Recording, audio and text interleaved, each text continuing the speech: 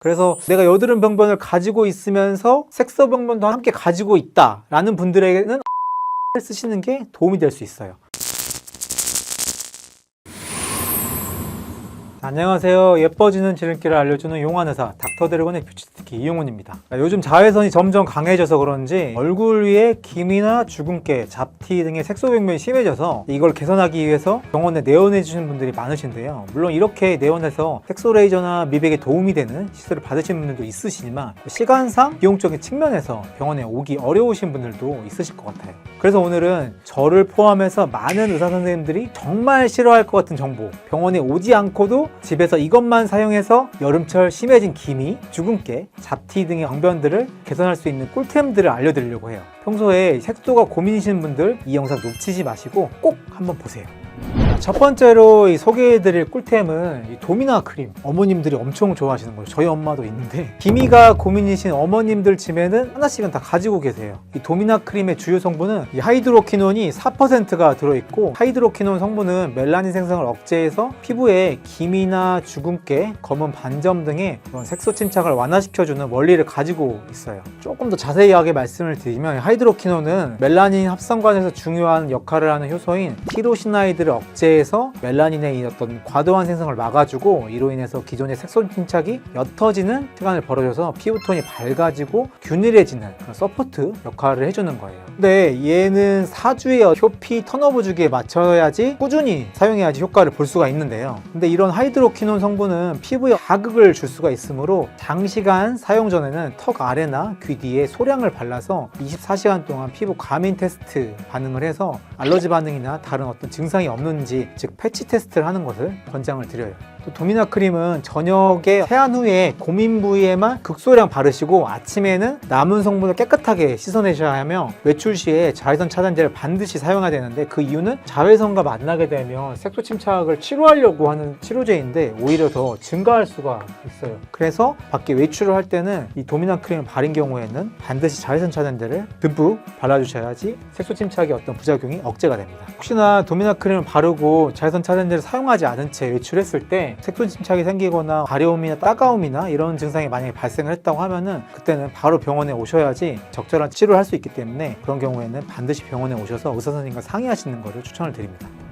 다음으로 소개해드릴 꿀템은 멜라토닌 크림이죠. 멜라토닌 크림. 얘의 주요 성분은 뭐냐? 하이드로퀴논입니다. 하이드로퀴논 위에서 나왔는데 얘도 나왔네? 이거 똑같은 거 아니야? 사실 이 세 가지, 도미나 크림, 멜라토닌 크림, 또 앞으로 또 말씀드린 멜라노사 크림, 이 세 가지는 하이드로퀴논이라는 주요 성분은 다 똑같습니다. 다만 거기에 붙어있는 다른 여타의 성분들이 조금씩은 다르기 때문에 효과나 기전, 부작용이 조금씩은 달라요. 그래서 멜라토닌 크림은 하이드로퀴논이 4%가 아닌 2%가 주요 성분입니다. 하이드로퀴논 성분이 아무래도 4%보다는 2%가 적죠. 그래서 덜 자극적이고 그런 장점이 조금 있습니다. 그건 역시 피부의 멜라닌 색소의 생성을 억제해서 기미나 주근깨, 노인성 검 반점 등의 색소 침착을 완화하는 데 효과적인 제품이라고 볼 수 있습니다. 작용 메커니즘 또한 도미나 크림과 마찬가지로 멜라닌 세포의 대사를 억제해서 새로운 색소의 생성을 막고 이미 침착된 멜라닌을 점진적으로 얕게 만드는 효과가 있고, 아울러 이 멜라토닌 크림은 얼굴뿐만 아니라 팔꿈치, 무릎이나 겨드랑이, 바디의 국소 부위에 색소 침착에도 사용할 수 있어서 요즘 같은 시기에 여성분들이 또 바디 색소 침착을 고민을 하시죠. 그런 분들을 위해서 많이 사용되는 색소 크림이기도 합니다. 멜라토닌 크림은 주의사항으로는 아무래도 하이드로퀴논의 함량이 비교적 적긴 하지만 그래도 하이드로퀴논은 피부에 자극적일 수가 있거든요. 그래서 자극이 생기거나 아니면 2개월 정도 사용을 하신 후에 개선이 없다 그러면 바로 중단하셔야 됩니다. 자, 다음으로 소개해드릴 꿀템은 이 멜라노사 크림인데요. 앞서 말씀드린 대로 세 가지는 뭐다? 하이드로퀴논 4%가 들어있습니다. 그러면 얘랑 같지 않냐? 주요 성분이 같고 다른 성분들은 조금씩은 다릅니다. 앞에서 말씀드린 이 멜라토닌 크림과 제품명은 엇비슷하긴 한데, 비슷한 제품명만큼 멜라노사 크림 역시 이 멜라토닌 크림과 같이 주요 성분은 하이드로퀴논이라 효과나 사용법, 주의사항이 대부분 비슷합니다. 다만 멜라논 크림은 하이드로퀴논 2%를 함유한 멜라토닌 크림보다 높은 4%를 함유하고 있기 때문에 좀 더 강한 효과를 기대할 수 있지만, 한편으로는 더 강한 효과만큼 더 큰 자극을 줄 수가 있어요. 그래서 피부가 예민하신 분들은 아무래도 이 높은 함량을 바로 사용하시는 걸 권장드리진 않고 낮은 함량부터 적용을 해보시는 것을 권장을 드립니다. 그래서 효과는 아무래도 하이드로퀴논이 주요 성분이기 때문에 멜라닌 색소를 억제시키게 되고, 이건 역시 하이드로퀴논이기 때문에 광 자극이 될 수 있어서 색소가 오히려 증가하는 부작용을 볼 수가 있습니다. 다음으로 소개해드릴 꿀템은 세비타빌 겔인데요. 사실 이 제품은 여드름 치료제예요. 그런데 주요 성분이 니코틴산 아마이드, 그러니까 4% 함유가 되어 있어 색소 병변 개선에 탁월한 효과를 나타내기 때문에 이 아이템을 추천을 드리는 거예요. 그래서 내가 여드름 병변을 가지고 있으면서 색소 병변도 함께 가지고 있다 라는 분들에게는 세비타겔을 쓰시는 게 도움이 될 수 있어요. 그리고 이 세비타겔은 특징이 오늘 제가 말씀드린 꿀템 중에서 가격이 제일 쌉니다. 니코틴산 아마이드는 어떤 작용을 하냐면 멜라닌 색소가 각질 세포로 이동하는 거를 억제시켜 줍니다. 즉 이동을 억제시켜 주기 때문에 기미나 주근깨 등의 색소 침착의 완화에 도움을 되고, 또 항염 작용이 뛰어나서 아무래도 이 여드름 피부에 쓰이던 거다 보니까 염증성 여드름이나 염증 후 색소 침착의 개선에도 효과적이며, 피부 장벽을 강화하고 이 수분 손실을 줄여서 건강한 피부 재생을 촉진해서 피부 병변의 회복을 돕기 때문에 여드름 후에 발생하는 여드름 자국이 내가 고민이다 하는 분들한테는 가격도 착한 세비타겔을 한번 써보는 걸 추천을 드립니다.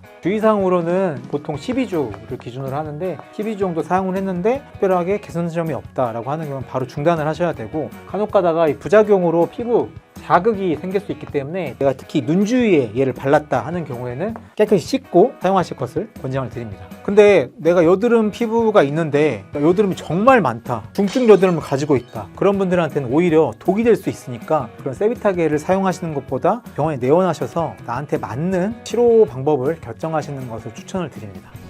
자, 마지막으로 추천드릴 색소병변 개선에 효과적인 꿀템은 바로 이 트란시노 2인데요. 요새 이게 좀 먹는 약으로도 나와가지고 또 핫한 아이템인데, 앞에서 소개해드린 제품이 주로 크림이나 젤타입의 연고였다면 이 트란시노 2 같은 경우에는 먹는 경구용 약제예요. 그래서 트란시노 2의 주요 성분은 미백 효과를 주는 성분으로 너무 유명한 트라넥산3, 흔히 뭐 미백 주사라고도 병원에서 알려져 있죠. 이 트라넥산3으로 여기에 엘시스타인, 비타민 등 다른 여러 가지 성분 등이 포함되어 있어요. 병원에서 흔히 전문의약품으로 처방하는 이 트라넥산3은 원래 지혈제로 쓰이지만 멜라닌 생성에 관여하는 플라스민 작용을 억제해서 기미와 색소 침착을 효과적으로 개선시켜준 메커니즘을 가지고 있어요. 그래서 이 트란시노2의 효과는 얼굴이 밝아지고 피부톤이 개선이 되는 그런 효과를 볼 수가 있습니다. 트란시노2는 하루에 2번을 드셔야 되고, 한 번 드실 때 2알씩 식후에 복용을 하셔야 되고, 2개월 복용 후에는 2개월 휴학을 하는 주기로 사용을 권장하고 있어요. 부작용으로는 소화가 안 되는 그런 위장장애가 발생할 수 있고, 다른 심각한 부작용으로는 아무래도 이 트란식산삼이 원래 지혈제로 쓰이던 거기 때문에, 지혈제는 말 그대로 피를 굳게 하는 성분이죠. 그래서 심근경색 등의 혈전병력이 있으신 분들은 사용을 하시는 거를 중단하셔야 되고, 그 다음에 55세 이상 피임약 복용자, 고혈압, 당뇨, 흡연자는 복용을 또 피하실 것을 권고드립니다.